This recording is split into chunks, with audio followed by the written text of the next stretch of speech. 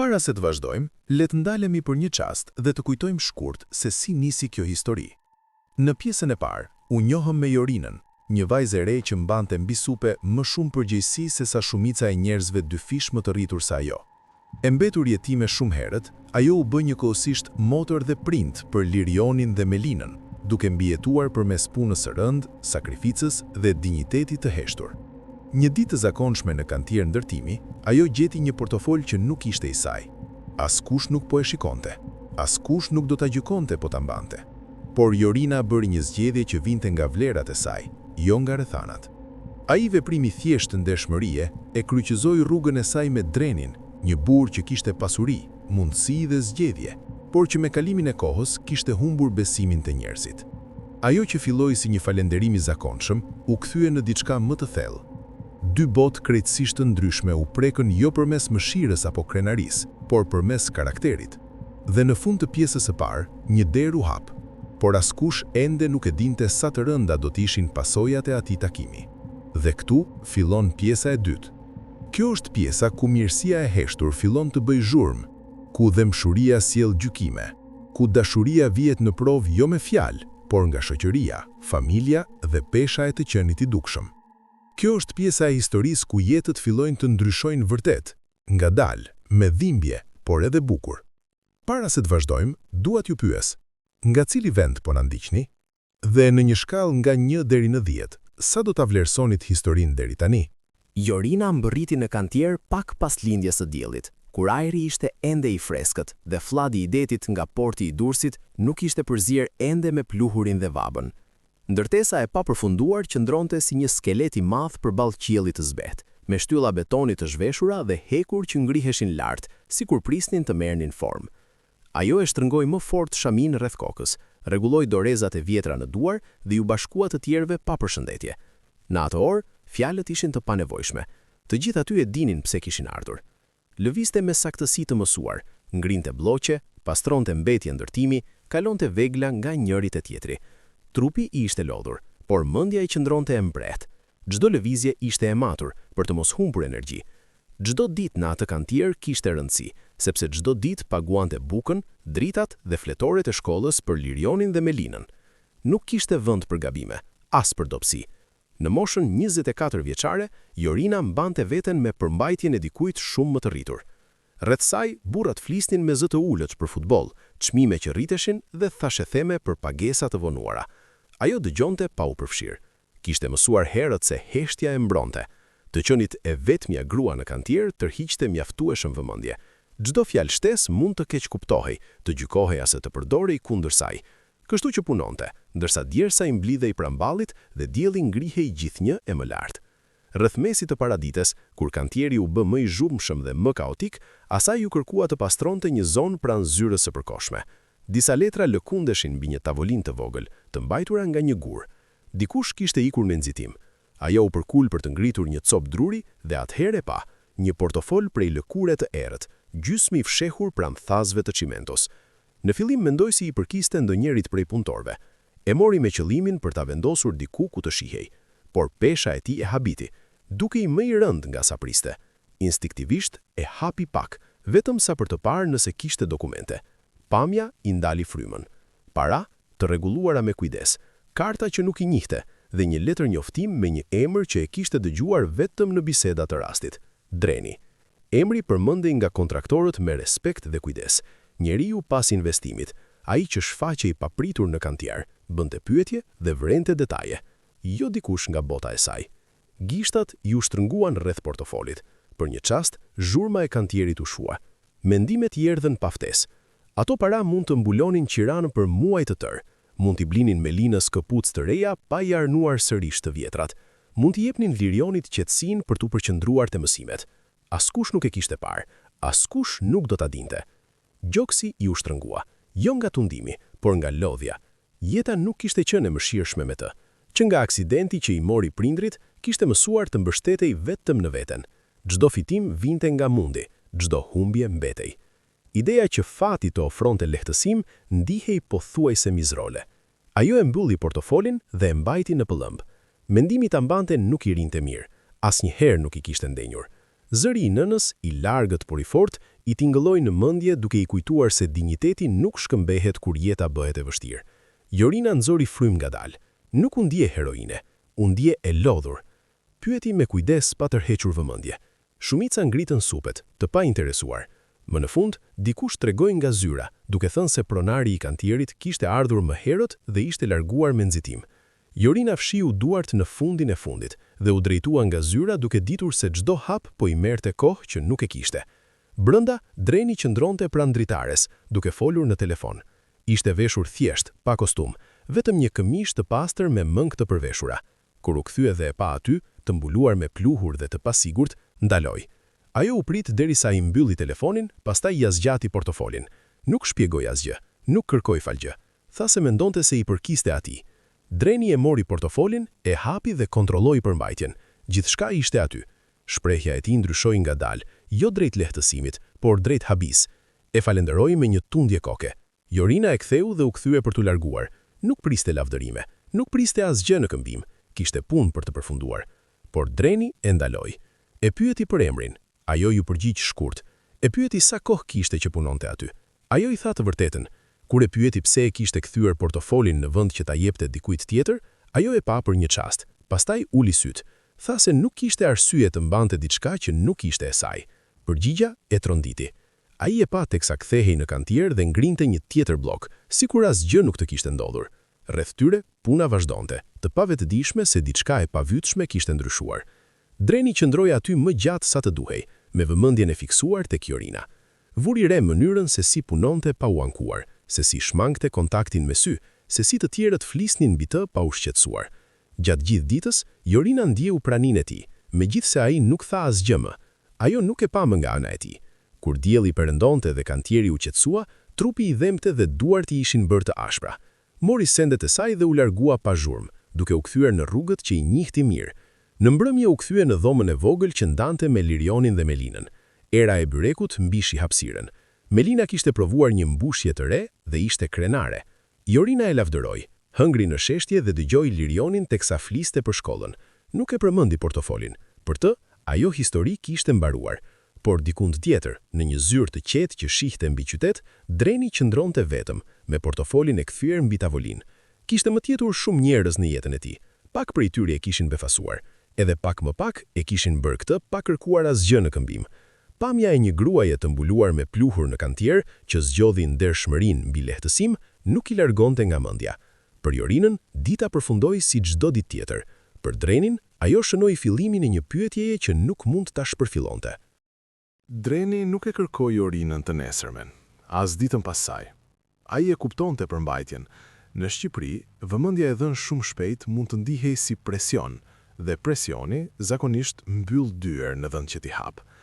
Megjithatë, mungesa e saj I ra në sy më shumë nga sa kishte menduar. Kantieri vazhdonte si gjithmonë, zhurmë, pluhur, rutinë, por për të, diçka mbetej pezull. 3 ditë më vonë, ai mbërriti më herët se zakonisht. Jorina ishte tashmë aty, duke ngritur materiale me të njëjtin përqendrim të heshtur që ai mbante mend. E vëzhgoi për një çast përpara se t'i afrohej, duke u siguruar të mos ja prishte punën. Kur ajo e vuri re pranë vetes, shprehja e saj ndryshoi lehtë, jo frikë, jo habi, por vigjilencë. Ai e përshëndeti thjesht dhe e pyeti si po shkonte dita. Pyetja ishte e zakonshme, por mënyra si e bëri ishte e matur, sikur ta dinte se edhe biseda e vogël mund të dukej ndërhyrëse. Jorina ju përgjigj me mirësjellje, shkurt, nuk shtoi asgjë më tepër. Dreni I tha se donte ta falenderonte siç duhej për kthimin e portofolit. Ajo u përpoq ta minimizonte, duke thënë se nuk ishte asgjë. Ai e pranoi përgjigjen pa këmbgulje dhe më pas I propozoi të pinin një kafe pas pune. Jo tani, më vonë, pa insistim. Jorina hezitoi. Kafeja nënkuptonte kohë. Koha nënkuptonte punë të lëna përgjyshme, vonesa, pyetje nga Lirioni dhe Melina. I tha se nuk ishte e sigurt. Dreni nuk e shtyu më tej. Tha vetëm se do t'ishte në një kafene pranë mureve të vjetra të qytetit, nëse ajo do ta ndryshonte mendje. Atë mbrëmje, teksa Jorina ecte drejt shtëpisë, vendimi qëndroi në mendje. Nuk ishte kurestja që e tërhoqi mbrapsht. Ishte ndjesia se refuzimi pa arsye do të dukej I padrejt.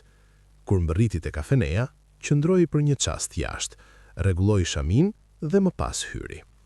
Vendi ishte i qetë, me biseda të ulta dhe aromë kafeje të freskët. Dreni u ngrit në këmbë sapo e pa, jo nga formaliteti, por nga instinkti. Ulën pranë dritares. Ai porositi për vete dhe priti që ajo të zgjidhte. Jorina kërkoi çaj. Fillimisht folën me kujdes, për motin, për qytetin. Dreni e pyeti sa kohë kishte që jetonte në Durrës. Ajo i tha se ishte zhvendosur aty pas vdekjes së prindërve, duke ndjekur punën kudo që e gjente. Ai dëgjonte pa e ndërprerë. Kur ai sugjeroi të shkonin në një dyqan rrobash aty pranë, Jorina u ngurtësua. Uli syt nga veshja e saj dhe më pas e pa, e gatshme të refuzonte. Ai shpjegoi me qetësi se kishte nevojë për ndihmë për të zgjedhur diçka për nënën e tij dhe vlerësonte mendimin e saj.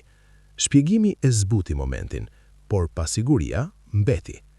Brenda dyqanit, Jorina lëvizte me kujdes, duke prekur pëlhurat me gjykim të mësuar. Çmimet ishin të larta, por ajo nuk komentoi. Dreni e vëzhgonte jo për rrobat që zgjidhte, por për mënyrën si e shmangte pasqyrat, si e mbante zërin të ulët, sikur të mos donte të zinte shumë vend. Kur ai e kërkoi të zgjidhte diçka për vete, ajo u ndal. I tha se nuk mund ta pranonte. Zëri i saj ishte i qëndrueshëm, jo mbrojtës. Dreni i shpjegoi se kjo nuk ishte bamirësi, ishte vlerësim. Ajo e kishte ndihmuar kur askush nuk po e shihte. Ai donte ta kthente gestin, asgjë më tepër. Jorina qëndroi e pa lëvizur për një kohë të gjatë, dyqani dukej tepër i ndriçuar, tepër i qetë. Më në fund, zgjodhi një fustan të thjeshtë dhe një palë këpucë që mund t'i vishte gjithë ditën. Asgjë e tepruar. Arketarja i buzëqeshi me mirë kuptim, jo me keqardim. Më pas shkuan në një kafene të vogël pranë detit, një vend që Jorina e kishte kaluar shumë herë, por nuk ishte hyrë kurrë. Ulën larg të tjerëve, me zhurmën e dallgëve që dëgjohej lehtë në sfond. Këtë herë, Dreni e pyeti për familjen. Jorina foli ngadalë, për prindrit, për aksidentin, për përgjegjësinë që i ra prapse në sypër, për mënyrën si e mësoi kur të fliste dhe kur heshtja e mbronte. Tregoi për këmbguljen e Lirionit dhe krijimtarinë e heshtur të Melinës. Nuk e dramatizoi historinë e saj, thjesht e tregoi. Dreni e ndjeu peshën e fjalëve të saj më shumë se sa gjatësinë e tyre. I tha se ajo kishte bërë më shumë se sa të thjesht të mbijetonte. Ajo nuk ra dakord, duke thënë se mbijetesa ishte gjithçka që njihte. Ndërsa qëndronin aty, asnjëri nuk e emërtoi atë që po ndodhte, por të dy e ndian. Përplasjen e dy jetëve që nuk duhet të takoheshin, por që disi kishin kuptim në të njëjtin hapësirë. Kur u ngritën për të larguar, pati premtime për një takim tjetër. Vetëm një pauzë dhe një kureshtje pa thënë. Dreni nuk foli me Jorinën për disa ditë pas takimit të tyre pranë detit. Jo sepse interesi ishte shuar, por sepse diçka brenda tij kërkonte përmbajtje. Nga përvoja, ai e dinte se e vërteta zbuloi më mirë kur nuk kërkohej. Fjalët mund të formsoheshin, pamjet mund të kontrolloheshin, por jeta e përditshme, kur askush nuk përpiqej të linte për shtypje, rrallë gënjente. Ai pyeti në heshtje, jo drejt për Jorinën, dhe kur në mënyrë që të tërhiqte vëmendje. Me blerimin fliste për oraret e punës, përmende emra rastësisht, dëgjonte më shumë se sa fliste. Mësoi ku jetonte Jorina, jo vetëm nga kureshtja, por nga nevoja për të kuptuar terrenin ku ajo qëndronte çdo ditë. Kur vendosi të shkonte atje, nuk e njoftoi, nuk telefonoi. U vesh thjesht, parkoi larg dhe shkoi në këmbë. Lagja e saj ndodhej në periferi të Durrësit, aty ku pallatet e vjetra anonin lehtë nga vitet dhe boja kishte dorëzuar prej kohësh përballë diellit dhe shiut. Fëmijët luanin mes makinave të parkuara, gratë flisnin nga balkonet, duke shkëmbyer lajme për çmime dhe të afërm. Ajri mbante erën e detergjentit, qepëve të skuqura dhe betonit të lagur. Nuk ishte mjerim, ishte qëndrueshmëri. Dreni ngadalsoi hapat teksa ju afrua adresës që i kishin dhënë. Nuk donte të binte në sy. Qëndroi pranë një dyqani të vogël lagjeje, duke u shtirur sikur shikonte telefonin, dhe priti. Ishte pasdite vonë. Drita ishte zbutur, hijet shtriheshin mbi obor. Atëherë e pa. Jorina ishte ulur në një stol plastik të ulët pranë një rubineti të përbashkët jashtë, me mëngët e përveshura dhe një legen rrobash në këmbë. Fluskat e sapunit i ngjiteshin në duar. I lante rrobat me kujdes, pa nxitim, pa shpërdoruar ujë. Lëvizjet i kishte të njohura, të mësuara, sikur ta kishte bërë këtë punë në vjetra vende të ngjashme. Flokët i kishte lidhur lirshëm. Në fytyrën e saj nuk kishte as shenjë pakënaqësie, as keqardhje për veten. Aty pranë, Melina rrinte ulur në shkallë me një fletore në prehër, këmbët e mbledhura poshtë dhe lexonte me zë të ulët. Lirioni ishte mbështetur te muri, duke rregulluar një tel të liruar pranë derës me një seriozitet që i kalonte vitet e tij. Flisnin me zë të ulët, jo nga shfehtësia, por nga zakoni. Diçka ju shtrëngua në kraharor Drenit. Kjo nuk ishte Jorina që dikush tregonte. Nuk kishte shpjegime këtu, as histori për t'u rrëfyer. Vetëm jeta që rrithte si gjithmonë, pa u shqetësuar se kush mund ta shikonte.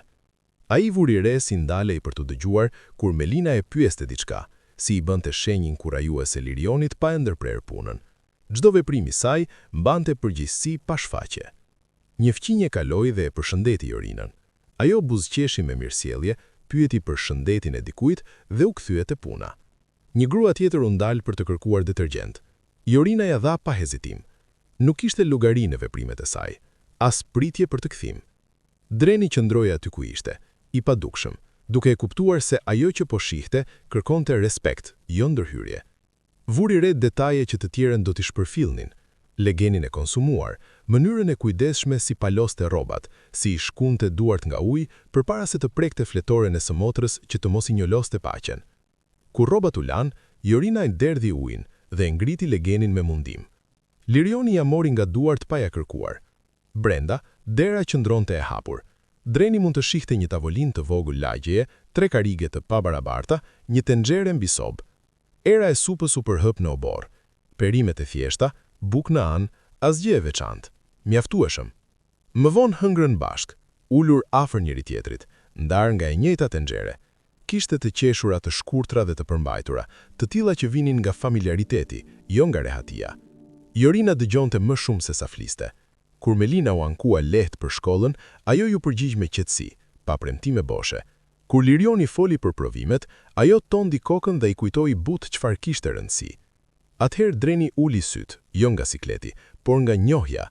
Kishte parë pasuri, kishte parë nevojë, por rrallë kishte parë ekuilibër, forcë që nuk ngërtësohej, sakrificë që nuk kërkonte duartrokje.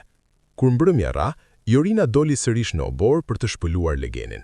Qëndroi për një çast më pas, me duart mbështetur në buzë të lavamenit, duke parë përpara. Fytyra ju zbut, pastaj u mbyll sërish, sikur t'i kishte lejuar vetes një mendim që nuk donte të mbante. Dreni pyeti veten sa herë ndodhte kjo, sa herë ajo lejonte vetes një çast përpara se ta mbyllte brenda. Ai nuk ju afrua. U kthye nga kishte ardhur, kaluar pranë të njëjtëve fëmijë, të njëjtave balkone, të njëjtave biseda që notonin në ajër. Por tani nuk i dëgjonte. Mendja ishte e rënduar nga ajo që kishte parë. Kjo nuk ishte një jetë që kishte nevojë të shpëtohej. Ishte një jetë e ndërtuar me kujdes, me kosto. Në makinë, Dreni qëndroi gjatë pa e ndezur motorin. Mendoi për mënyrën si Jorina fliste për mbijetesën, sikur ishte diçka e zakonshme, për refuzimin e duratave që krijonin pabarazi, për krenarinë e heshtur që nuk shfaqej, por nuk mund të ngatrohej. E kuptoi atëherë se të mos bënte asgjë do të ishte gjithashtu një zgjedhje. Ditët që pasuan, vuri re se pamja e saj nuk e lënte rehat. Gjatë dakimeve, telefonatave, vakteve që medi si shijonte. Kujtimi i Jorinës duke larë rrobat pranë atij rubineti i kthehet pa paralemërim. Nuk e ndiqte si faj, por si qartësi. Ai mendoi për pozicionin e tij, për burimet, për influencën. Mendoi edhe për rrezikun e keqkuptimit të veprimeve të tij. Në Shqipëri, qëllimet shpesh vihen në dyshim përpara se të besohen. Ndihma mund të kthehej lehtë në poshërim nëse nuk bëhet me kujdes. Ai e dinte këtë, por ai e dinte gjithashtu se të mos tironte sikur ishte parë atë që kishte parë, do të ishte një dështim i vetvetes. Kur më në fund mori vendimin, ai nuk ishte dramatik.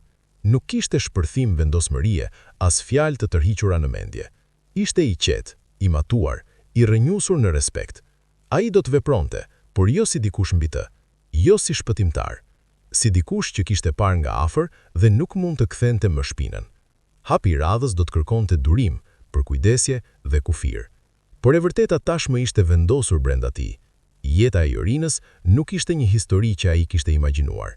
Ishte një histori që ai kishte parë me sytë e tij. Dhe kjo bënte gjithë ndryshimin. Dreni nuk nxitoi të vepronte pas asaj që pa në lagjen e Jorinës.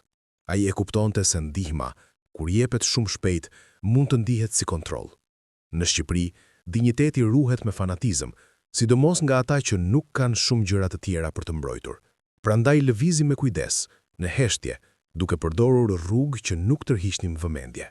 Fillimisht foli me një agent imobiliar të besuar, dikë diskret, dikë që e njihte vlerën e heshtjes. Kërkoi një banesë të thjeshtë, jo luksoze, jo të izoluar, por të fortë dhe të sigurt. Një lagje ku fëmijët mund të shkonin në shkollë pa frikë, ku fëmijët njiheshin pa u futur në jetën e njëri tjetrit. Një vend ku Jorina të mos ndihej sikur po jetonte jetën e dikujt tjetër. Apartamenti ndodhej në periferi të qytetit, më afër golemit se sa qendrës së Durrësit. Ishte një banesë e vogël me 2 dhoma gjumi, e sapo lyer, me dritë që hynte lehtë në mëngjes. Kuzhina ishte e thjeshtë por funksionale. Balkoni shihte nga një rrugë e ngushtë ku njerëzit kalonin pa kureshtje. Nuk ishte mbreslënëse, ishte e mjaftueshme. Ndërkohë që gjithçka po përgatitej, Jorina vazhdonte rutinën e saj pa e ditur asgjë. Zgjohej para agimit, përgatiste mëngjesin me atë që kishte dhe shkonte në punë me të njëjtën vendosmëri të heshtur. Në kantier, diçka kishte ndryshuar. Jo sepse dreni qëndronte pranë saj, por sepse të tjerët kishin filluar ta vërenin vëmendjen e tij. Filloi me shikime, me ndalesa në biseda kur ajo kalonte, me komente të thëna aq ulët sa të mos përballeshin drejt për drejt, por mjaftueshëm fort sa të dëgjoheshin. Disa pyesnin pse ajo thirrej më shpesh në zyrë, të tjerë supozonin atë që nuk e kuptonin. Jorina e ndjeu menjëherë. Ajo nuk reagoi, kurrë nuk e kishte bërë. Por pesha e asaj që po ndodhte e ndoqi deri në shtëpi. Melina ishte e para që e vuri re. E pyeti pse Jorina ishte më e heshtur se zakonisht. Lirioni pyeti nëse kishte ndodhur diçka në punë. Jorina i shmangu përgjigjet, duke u thënë të mos qetësoheshin. Kishte mësuar prej kohësh si të mos e shpërndante frikën. Kur dreni më në fundi kërkoi të takoheshin pas pune, ajo hezitoi. Jo sepse nuk donte ta shihte, por sepse tashmë ndjente syt mbi vete. Megjithatë, pranoi. U takuan pranë kantierit dhe ai nisi makinën pa shpjegime. Teksa qyteti po mbetej pas dhe rruga bëhej më e qetë, pasiguria e Jorinës u thellua. Nuk bëri pyetje menjëherë. Priti. Kur u ndalën përpara ndërtesës, ajo e vështroi me kujdes, sikur kërkonte kuptim në muret e saj. Dreni i kërkoi të hynte brenda. Apartamenti kishte një erë të lehtë, boje të freskët dhe sapuni. Drita binte mbi dysheme në drejtkënd të gjatë. Jorina qëndroi pranë derës, e pasigurt se ku duhej të ulej. Dreni shpjegoi me qetësi se banesa ishte për të dhe për vëllezrit e saj. Pa qira, pa nxitim, pa asnjë kusht të fshehur. Fjalët e goditën ngadalë. Reagimi i saj i parë ishte heshtja, i dyti ishte refuzimi. I tha se nuk mund ta pranonte. Zëri i saj ishte i qëndrueshëm, por duart i dridheshin. Foli për varësinë, për ndjenjën e borxhit që nuk do të mund ta shlyente kurrë. Foli për krenarin, jo si kokë fortësi, por si mënyrë mbijetese. Dreni e dëgjoi pa e ndërprer. Kur ajo mbaroi, ai i tha se nuk po ofronte bamirësi, po ofronte stabilitet. Një pushim nga pasiguria e përhershme në të cilën ajo jetonte. Ja kujtoi se pranimi i ndihmës nuk e fshinte forcën e saj. Jorina u ul, e përmbytur nga ndjenjat.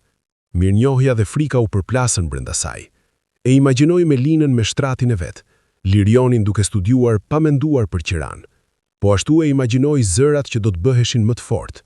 Kur u kthye në banesën e vjetër atë mbrëmje, muret ju dukën më të ngushta se më parë. Fqinjet vunë re makinën që e la. Dikush bëri një pyetje të rastësishme, por me peshë. Dikush tjetër uli syt shumë shpejt. Brenda, Melina dëgjoi teksa Jorina shpjegonte me kujdes, zgjedhur fjalët që të mos krijonin shpresa të rreme. Lirioni heshti. Bëri vetëm një pyetje. Çfarë kërkon ai në këmbim? Jorina nuk kishte përgjigje. Ditët që pasuan, thashetemet e ndoqën u hapur. Në kantier, dikush bëri shak pa menduar. Dikush tjetër e paralajmëroi në heshtje. Mirësia që kishte marrë tani mbante pasoja që ajo nuk mund t'i shpërfillte. Kur më në fund pranoi të shpërngulej, nuk pati fest. Ishte një vendim i marrë me kujdes. I paketoi sendet me rregull, lën pas më shumë se sa merrte me vete. Kur mbyllën derën e banesës së vjetër, Jorina nuk u kthye për të parë pas. Në vendin e ri, jeta dukej e huaj, më e qetë, më e sigurt. Vetë heshtja ndihej e rëndë. Atë mbrëmje, teksa hanin një vakt të thjeshtë së bashku, Jorina i pa vëllezërit e saj të çlodithen në mënyra që i kishin harruar. Më vonë, vetëm në balkon, ajo u pyeti nëse paqja vinte gjithmonë me një çmim. Ajo e kishte pranuar ndihmën, por siguria nuk kishte ardhur bashkë me të. Dhe tani, bota po i shikonte. Apartamenti i ri nuk solli pa dukshmëri, solli vëmendje. Jorina e ndjeu e para në gjërat vogla. Në furrën pranë stacionit të autobusit, bisedat ndaleshin sapo ajo hynte. Në kantier, shakat merrnin një tjetër ton, të mprehtë me nënkuptime. Njerëzit e shikonin më gjatë se m'parë, duke e matur, duke nxjerrë përfundime në heshtje. Askush nuk e përballte drejt për drejt. Kjo do të kërkonte guzim. Në vend kësaj, kishte shikime, buzëqeshje të shtrembura dhe supozime të heshtura që e ndiqnin si pluhur. Ajo e mbante shpinën drejt dhe përgjigjet të shkortra. Mbrinte në kohë, punonte pa u ankuar dhe largohej pa u ndalur. Megjithatë, ndryshimi kishte ndodhur tashmë. Nuk ishte më thjesht gruaja që mbante bloqe dhe rinte në hije. Ishte gruaja për të cilën flitej kur ajo nuk ishte aty. Dikush pyeti, gjoja rastësisht, si kishte mundur të zhvendosej kaq shpejt. Dikush tjetër tha se ishte me fat. Një i tretë qeshi dhe shtoi se fati kishte shumë forma. Jorina nuk reagoi. E kishte mësuar prej kohësh se mbrojtja ndaj thashethemeve vetëm i forconte ato. Edhe në shtëpi, tensioni mori një formë tjetër. Apartamenti i ri ishte më i qetë, por qetësia nuk solli prehje. Lirioni vuri re se Jorina kontrollonte derën më shpesh se ç'duhej. Melina pyeti pse njerëzit i shikonin kur shkonin në treg. Jorina u tha të mos qetësoheshin, se njerëzit flasin për gjithçka dhe harrojnë po aq shpejt. Nuk u tha se ajo vetë nuk ishte më e sigurt për këtë. Nga ana tjetër, dreni e ndjeu presionin në rrethin e tij. Në darkat me miq, pyetjet dilnin të maskuara si shqetësim. Sa mirë e njihte atë? A ishte e besueshme? A ishte kjo situate përkohshme apo diçka më serioze? Dikush bëri shaka se bujaria shpesh tërhiqte vëmendjen e gabuar. Dikush tjetër ja kujtoi se njerëzit gjithmonë flasin, sidomos kur ka përcehen kufit. Ai dëgjoi pa reaguar, nuk debatonte, nuk mbrohej. Kjo i shqetësonte më shumë se sa zemërimi. Në botën e tij, heshtja shpesh nënkuptonte llogaritje. Disa e ngatruan me pasiguri. Edhe familja e tij nisi të telefononte më shpesh. Nëna bënte pyetje të kujdesshme nga largësia. Babai kujtonte se reputacioni ndërtohej ngadalë dhe shkatrohet shpejt.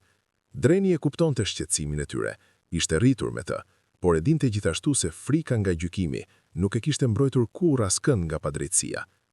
Ajo që e tronditi më shumë nuk ishin thashethemet vet, por mënyra si arrinin te Jorina. Një pasdite, ai shkoi në kantier dhe e gjeti atë më të tërhequr se zakonisht. Ja ktheu përshëndetjen me mirësjellje, por shmangu shikimin. Kur e pyeti nëse diçka nuk shkonte, ajo hezitoi përpara se të thoshte jo. Pauza foli më shumë se fjalët. Më vonë ai dëgjoi një koment nga një punëtor që mendonte se nuk po dëgjohej. Toni ishte përçmues, nënkuptimi ishte i qartë. Një zemërim i mprehtë u ngrit drenit, i fortë dhe i panjohur. E kontrolloi veten. Reagimi publik vetëm do të përforconte atë që njerëzit tashmë donin të besonin. Atë mbrëmje, ai shkoi te Nexhmia. Ajo jetonte në një dhomë të vogël në periferi, modeste, por e pastër. Muret ishin zbukuruar me fotografi të vjetra, kujtime nga një jetë që pak kush e mbante mend. Kur dreni mbriti, ajo po përgatiste darkën, një supë që zihente ngadalë, bukë që ngrohej pranë stobës. E priti me një butësi që e qetësoi. Hëngrën bashkë në heshtje fillimisht. Nexhmia vuri re mënyrën si ai mbante lugën pa oreks. Nuk pyeti menjëherë. Priti derisa ai të ishte gati. Kur foli, nuk spjegoi gjithçka, nuk kishte nevojë. Foli për gjykimin, për njerëzit që flasin lehtë kur vetë nuk kanë mbajtur kurrë peshë mbi supe. Nexhmia dëgjoi me një qetësi që vinte nga përvoja. Ajo i tregoi për vitet kur slinte ku mundej, kur njerëzit ndërronin trotuar për ta shmangur, kur vlera e saj ishte reduktuar në bezdi. I tregoi sa lehtë shoqëria i fshin ata që nuk i nevojiten më. Zëri i saj nuk mbante hidrim, vetëm qartësi. Njerëzit flasin, sepse nuk u kushton asgjë. Mirësia gjithmonë ka një çmim. Atëherë dreni e pa pasqyrën qartë.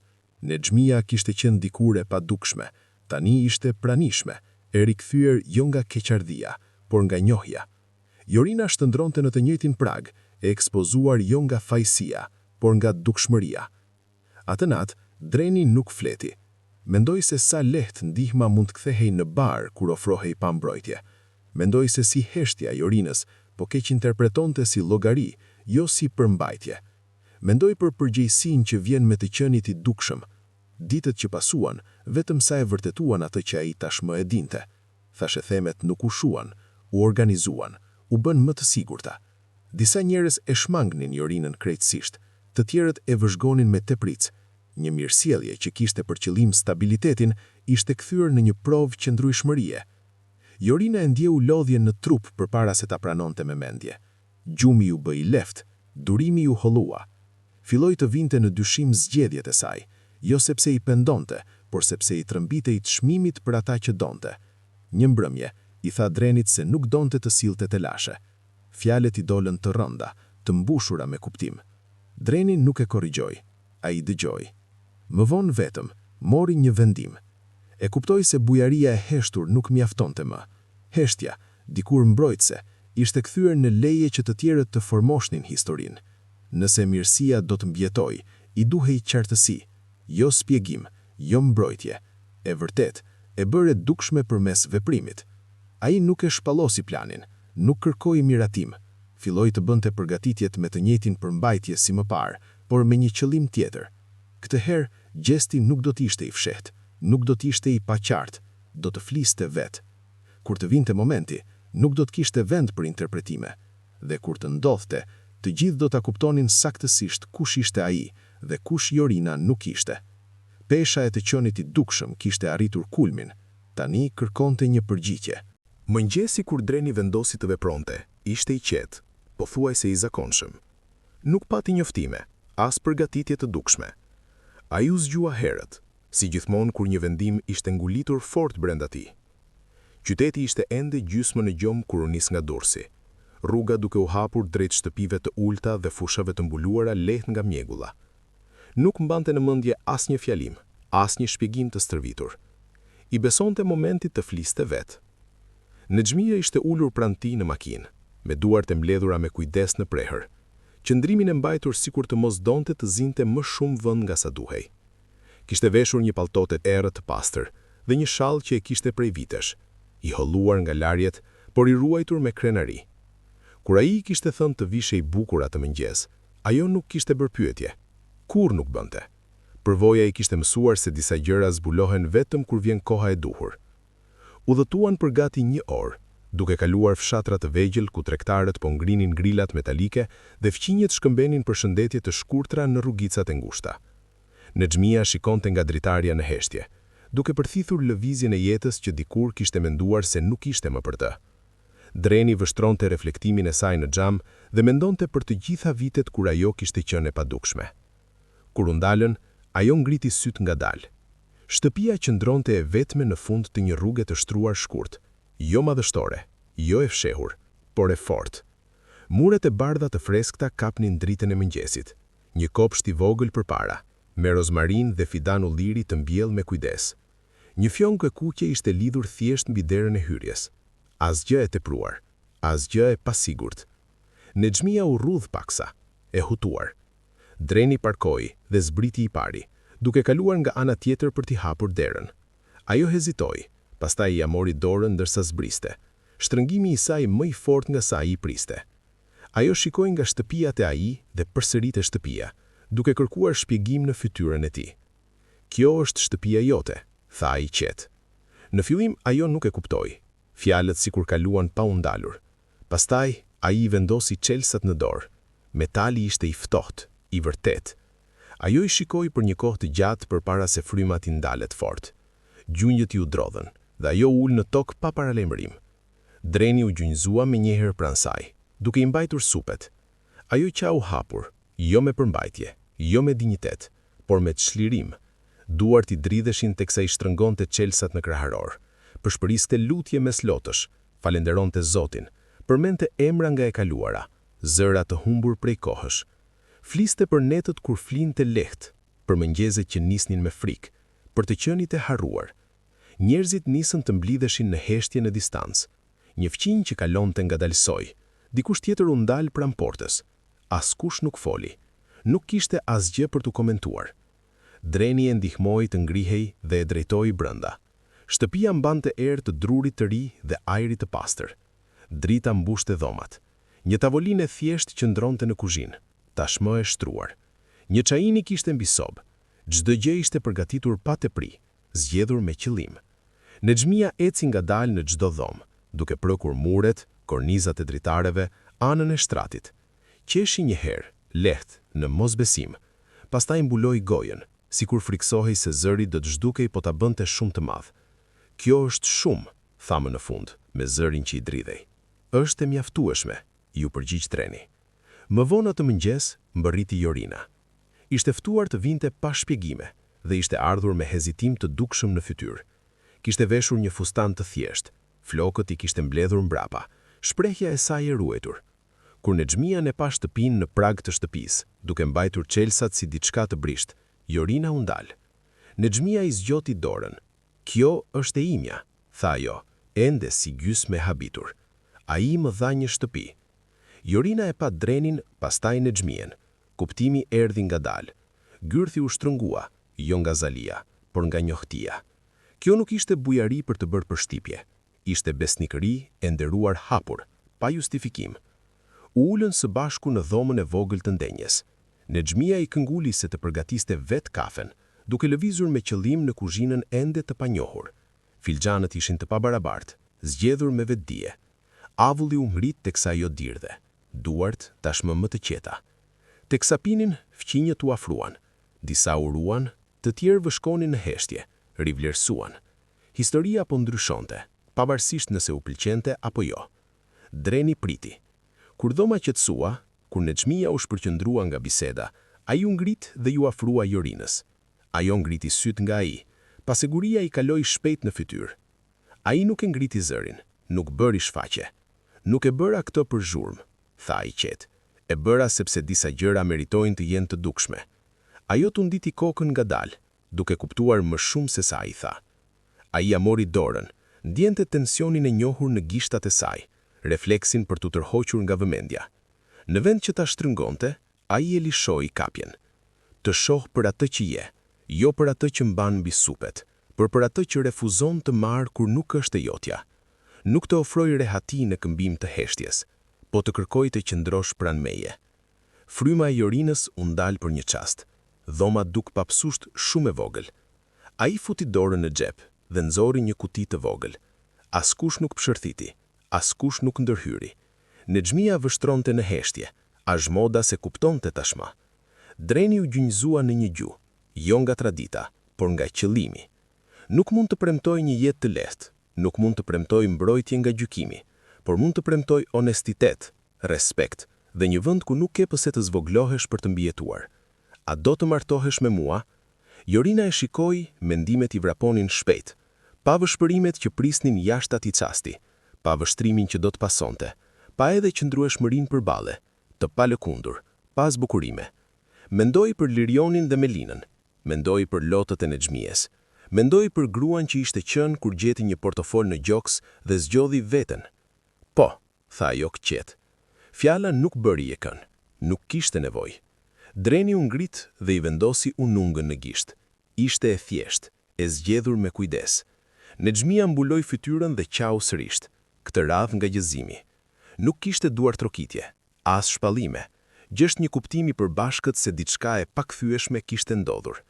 Më vonë, teksa dita po zvehej, Jorina qëndronte jashtë shtëpisë duke parë Nexhmien të fliste me një fqinj, të qeshur lirisht, me supet të çlodhura. Dreni qëndronte pranë saj. Kjo nuk do t'i bëj gjërat më të lehta, tha ajo. E di, u përgjigj ai. Ajo e shihte atëherë vërtet dhe t'u nditi kokën. Kapitulli që kishin nisur do të kërkonte më shumë guxim se sa kishin përdorur kurrë, por do t'i ishte i tyre. Benjamini dhe Izabela mbërritën në një mëngjes gri, kur aeroporti dukej më i qetë se zakonisht. Një qetësi që e bënte çdo lëvizje të dukej më e dukshme. Dreni qëndronte pranë Jorinës te porta e mbërritjeve, me trup të drejtë dhe shprehje të kontrolluar. Jorina i mbante duart të bashkuara përpara vetes, e vetëdijshme për çdo frymarrje. Ishte përgatitur për këtë çast, por përgatitja nuk ja kishte hequr peshën. Kur u shfaqën duke tërhequr valixhet pas tyre, nëna e Drenit ndaloi për një çast. Sytë e Izabelës lëvizën ngadalë nga i biri te Jorina, duke vërejtur çdo detaj pa nxitim. Jo gjykim, por kujdes. Benjamini qëndronte pranë saj, më i gjatë, i përmbajtur, me fytyrë të palexueshme.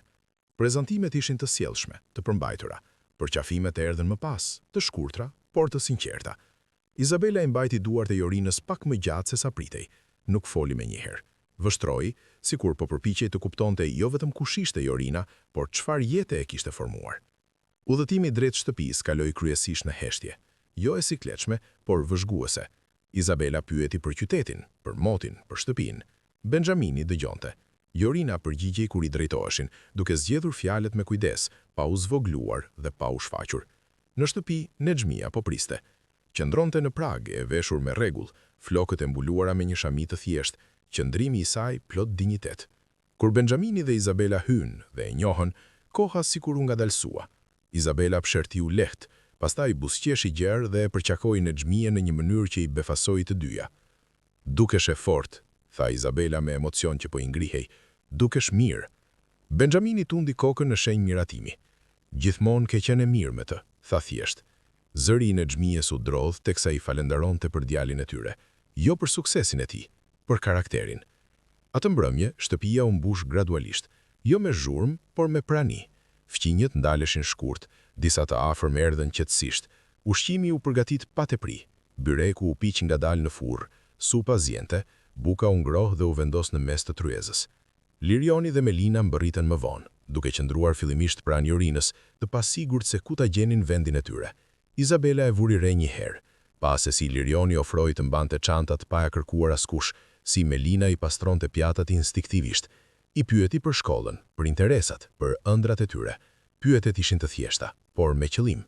Benjamini vëzhgonte në heshtje. Gjatë darkës, biseda filloi të rrithte më lirshëm. U ndan histori, jo për të bërë përshtypje, por për t'u lidhur. Nexhmia foli për të shkuarën. Dreni dëgjonte më shumë se sa fliste. Jorina ndjeu se tensioni në kraharor po i letësohej pak nga pak, ndërsa e qeshura u shfaq, fillimisht e kujdesshme, pastaj e sinqertë. Më vonë, kur pjatat u hoqën, Izabela ju afrua Benjaminit dhe foli me zë të ulët. Jorina nuk dëgjoi asgjë, por pa Benjaminin të tundi kokën. Atë natë, teksa shtëpia u qetësua, Izabela ju afrua Jorinës vetëm. Nuk dha këshilla, nuk kërkoi siguri. Tha vetëm kaq. Familja nuk ndërtohet nga rahatia, ndërtohet nga qëndrueshmëria, dhe ti e ke atë. Fjalët i qëndruan Jorinës gjatë. Ditët që pasuan, atmosfera ndryshoi. Jo papritur, por gradualisht. Benjamini e pyeste Lirionin për studimet dhe e dëgjonte me vëmendje, i ofronte udhëzim pa presion. Izabela e ftonte Melinën ta ndihmonte në përgatitjen e ushqimit, duke i kërkuar mendim dhe duke ja respektuar zërin. Ajo që nisi si vëzhgim u kthye në përfshirje.